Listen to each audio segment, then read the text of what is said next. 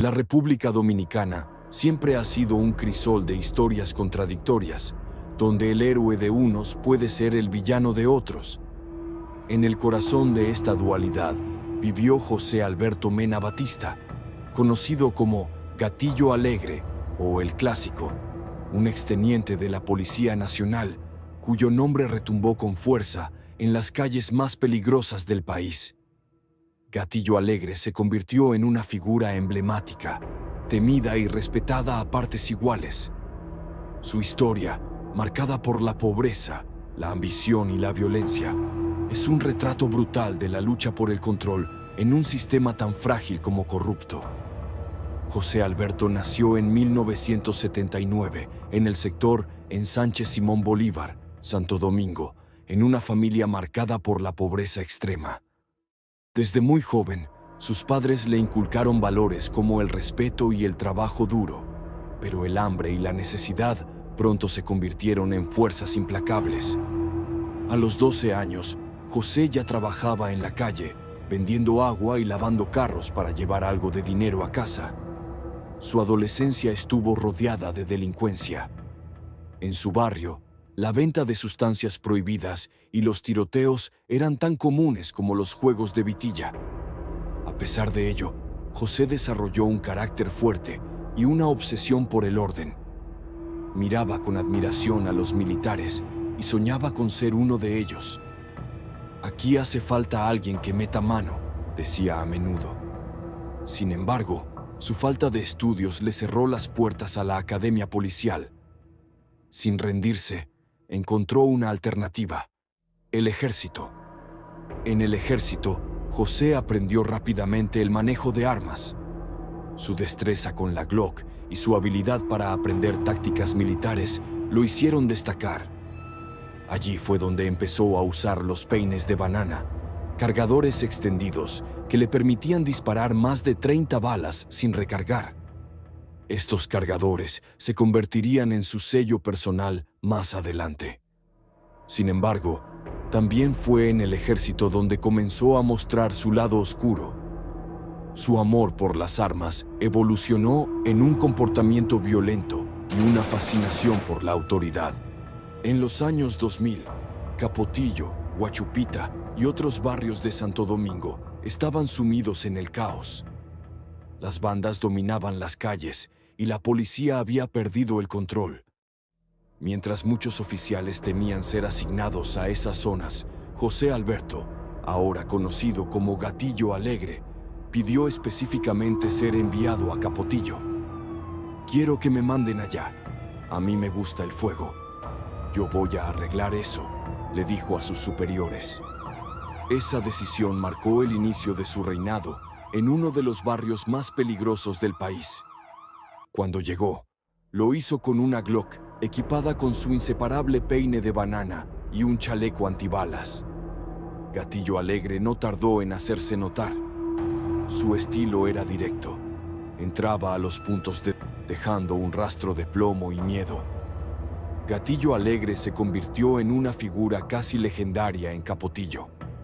Los delincuentes comenzaron a contar historias sobre el policía loco con chaleco y peine largo, que no dudaba en disparar primero y preguntar después. Pero su método no era solo violencia. Gatillo tenía un enfoque único para lidiar con aquellos que caían en sus manos.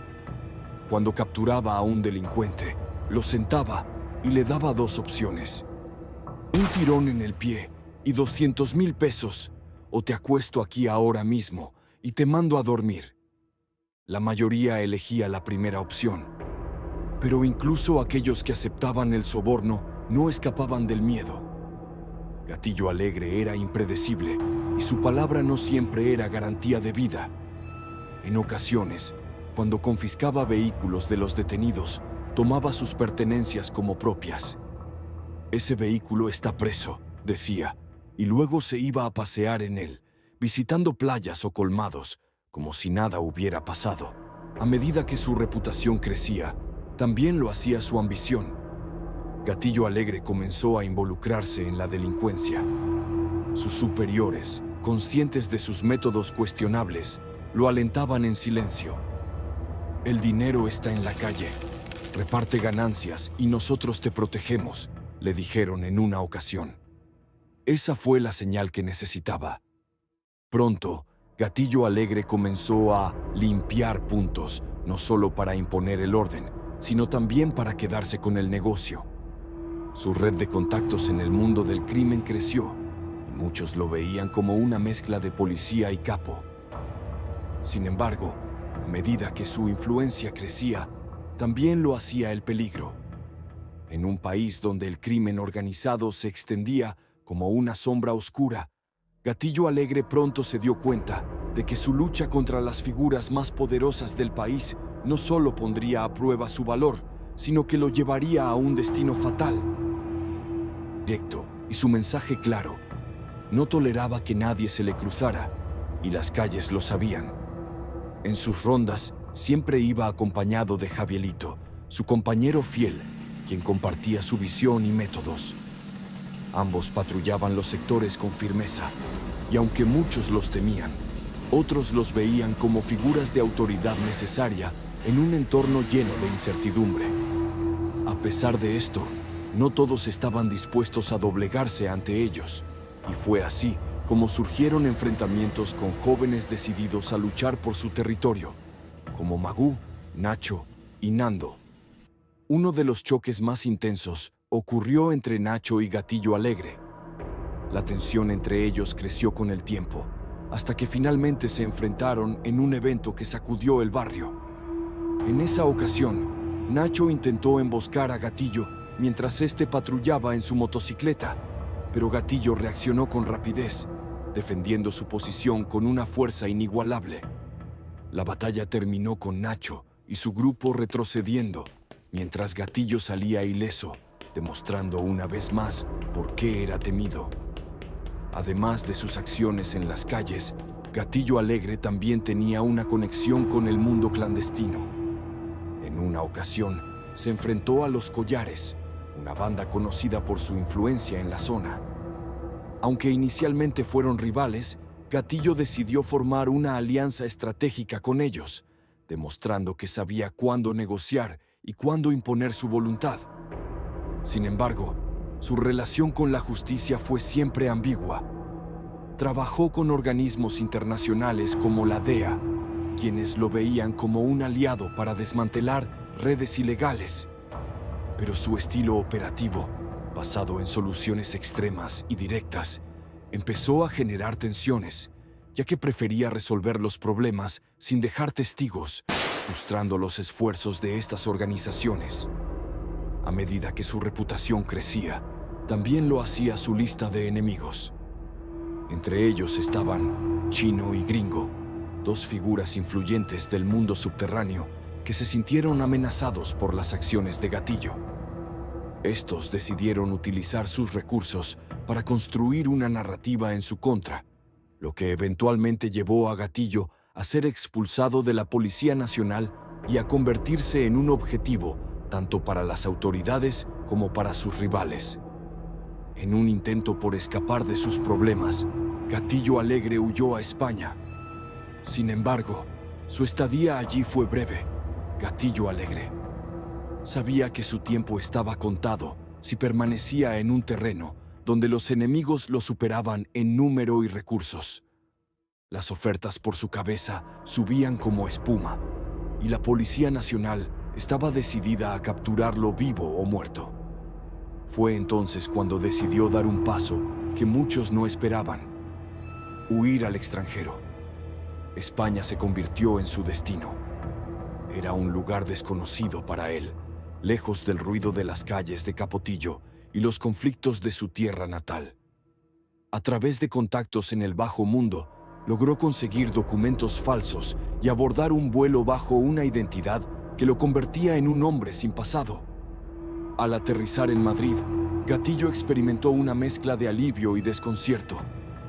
Era la primera vez en años que podía caminar por las calles sin sentir el peso constante de la persecución. Oculto, el pasado de Gatillo era como una sombra que nunca desaparecía. Los enemigos que dejó atrás no tardaron en descubrir su paradero. Los mismos contactos que lo ayudaron a llegar a España se encargaron de filtrar información a las redes delictivas que lo perseguían. Una noche, mientras caminaba por las calles de Lavapiés, un barrio multicultural conocido por su ambiente vibrante, Gatillo notó algo extraño.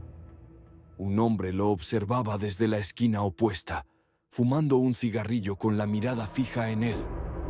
Fue un detalle insignificante para cualquiera, pero no para Gatillo. Su instinto, pulido por años de sobrevivir al filo del peligro, le dijo que estaba siendo vigilado. Consciente de que España ya no era segura, tomó la decisión de regresar a República Dominicana. Fue un acto desesperado, impulsado más por la necesidad de controlar su destino que por un verdadero plan. Para Gatillo, enfrentarse a sus enemigos en su propio terreno era mejor que ser sorprendido en un lugar extraño y sin aliados. Hey, si llegaste hasta aquí es porque te está gustando este video. Así que, por favor, regálame un like y suscríbete para no perderte nuevos contenidos. Gracias por tu apoyo. Cuando puso pie nuevamente en suelo dominicano, el aire cálido y cargado de humedad le recordó que estaba de vuelta en casa. Pero no era el mismo hombre que había salido meses atrás. La experiencia en España lo había dejado con un sentimiento de vulnerabilidad que nunca antes había conocido. Capotillo, su antiguo refugio, lo recibió con una mezcla de curiosidad y tensión. Los rumores sobre su regreso corrieron rápido. Algunos lo veían como un hombre que volvía para recuperar su territorio. Otros lo consideraban un cadáver en espera. Lo que estaba claro es que su presencia reavivó viejas rivalidades. Pocos días después de su regreso, los conflictos estallaron. En una noche fatídica, mientras Gatillo se reunía con un pequeño grupo de aliados en una esquina del barrio, el sonido de vehículos acercándose lo puso en alerta. Desde una camioneta negra, un grupo armado abrió fuego sin previo aviso. Gatillo y los suyos respondieron, convirtiendo la tranquila noche en un campo de batalla. El intercambio de disparos fue intenso. Gatillo, con la precisión y frialdad que lo caracterizaban, logró neutralizar a varios de sus atacantes. Pero el enfrentamiento dejó un saldo trágico. Un joven inocente que pasaba cerca perdió la vida al quedar atrapado en el fuego cruzado. Ese hecho, más que cualquier otra cosa, marcó un punto de no retorno para Gatillo. El enfrentamiento de Capotillo no solo atrajo la atención de sus enemigos, sino también de las autoridades. La presión era insostenible, y Gatillo sabía que no podría sostener esa vida por mucho más tiempo. Fue entonces cuando tomó una decisión que sorprendió a todos: entregarse a la Policía Nacional.